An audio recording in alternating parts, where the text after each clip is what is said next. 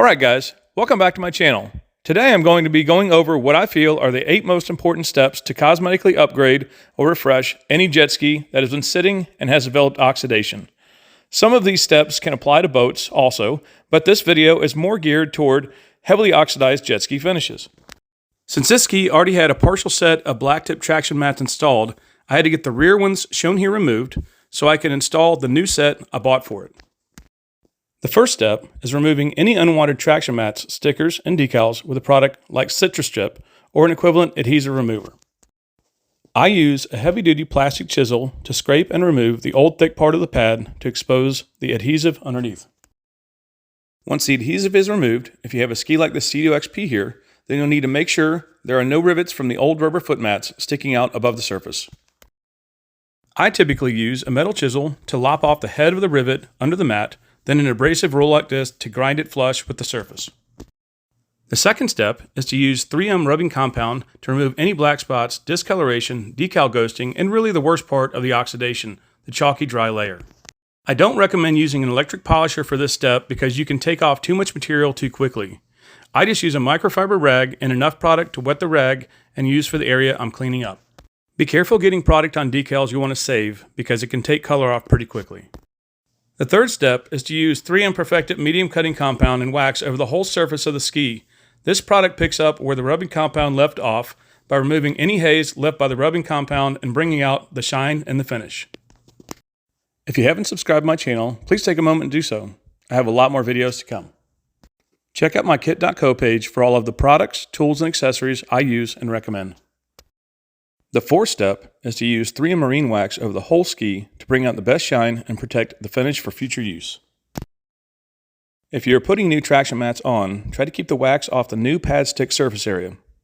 I like to wax before putting pads on because it's easier to cover more surface area with less obstructions and you don't get white residue on the new pads. The fifth step is to use brake cleaner alcohol with a microfiber rag to remove any wax residue, dirt, and debris from the foot pad adhesion surface area.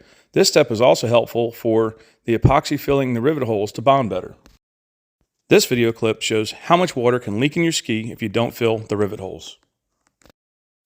The sixth step is to use a 2-part epoxy like JB Weld Clear Weld to fill the rivet holes from the original rubber foot mats.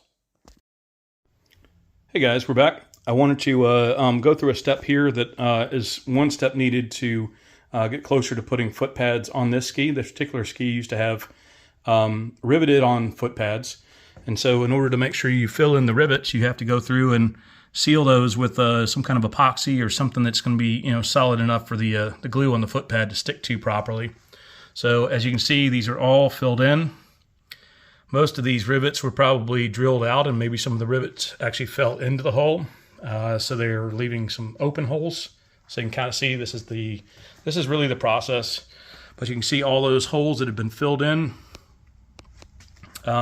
Technically they're just trying to keep the water from seeping through the foot pad into the hole and filling the hole up with water. So this is kind of the step you got to make sure that you do on these skis. Most of the other skis like Yamahas and Kawasaki's don't have riveted foot pads, but Seadoos do, or a lot of them do. Maybe they're kind of doing away with it now, but the older ones absolutely did. So you got to fill in every single rivet hole. If there's any rivets in there that are sitting up high, you kind of got to go over it with maybe a roll-out disc, kind of knock the rivet head down. And at that point, if you've left a little bit extra, so there's one with the rivet kind of sticking up a little bit, had to knock that down and put a little bit over it. There's some that are completely gone where the rivet's falling through. You got to make sure that you have enough epoxy in there to fill in that hole and also kind of go over the top of it. So once you actually have all the rivets filled in, or rivet holes filled in, then you can get ready to put the foot pads on. I do recommend using brake clean over the whole surface. This is a technically a traction surface or a anti-skid surface that's already on there. I prefer foot pads to step on than traction surface. I mean, especially if you're maybe riding barefoot. So if you do ride barefoot, or you ride with I don't know, flip-flops or sandals or whatever, it's still more enjoyable to ride with foot pads. Whether you're maybe riding on your knees, you're getting back up on the ski on your knees, stuff like that. It's a lot easier, a lot nicer. So, so just make sure you fill those rivet holes, and make sure that it's fully cured before you put the new foot pads down. So finish that step, make sure it's done right, and that way the foot pads will stay on like they're supposed to, and you'll keep water out of your ski. All right, on to the foot pads. I like to stage the traction mats on the ski first to be sure the pads are in the correct place and that the layout looks right with no issues. For this next part, you're going to need masking tape, some suitable spacers, and a laminate roller. The spacers I use are just items I have around the shop, and I feel that a laminate roller is really helpful for pushing bubbles out and getting the stick surface to bond properly. Take your time and make sure the foot pads have even space on either side of the pad and proper spacing between each pad. When you remove any pieces of masking tape, you can also put it back down to help keep the pad aligned when you're laying it down. I like to keep one end of the pad properly positioned and taped down so my spacing stays correct between the pads. When you lay the pads down, start from the center of the pad and push outward to avoid bubbles or air pockets forming under the pads. I use the backing material on top of the pad when using the laminate roller, so the laminate roller doesn't leave marks on the pad when pushing down hard. If you accidentally create an air pocket under the pad and can't push it out, it's okay. Just use a tiny needle or straight pick, pop the bubble, and push out the air. I'm sorry if this part of the video may seem a little long, but I just wanted to show as much as possible about the install process.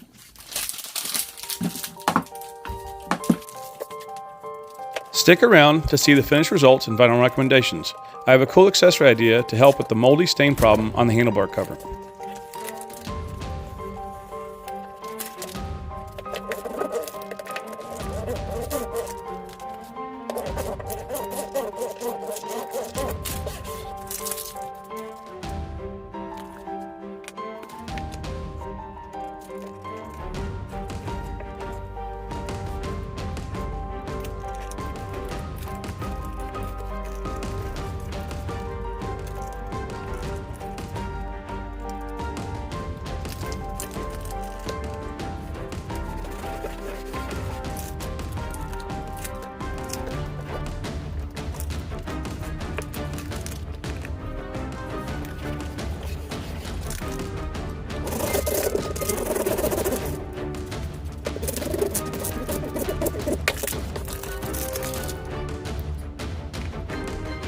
As you can see, if you use the right products and take a little quality time, you can bring any older ski back to looking as good as new. You really just have to choose the right products and accessories to make your ski look new again.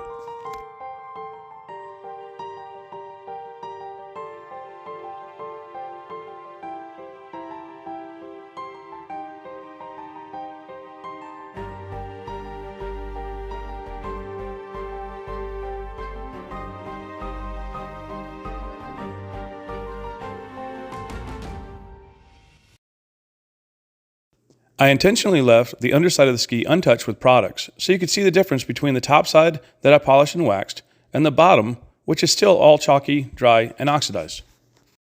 The last things I recommend on this ski to do is to remove the rear grab handle and steering cover and try to use Marine 31 mildew remover or linseed oil to scrub the mildew stains off of them. If that doesn't completely remove the mildew, or you just don't have the time to clean it all, you can purchase a black tip neoprene steering cover to cover it up. It does give it a more modern, clean look.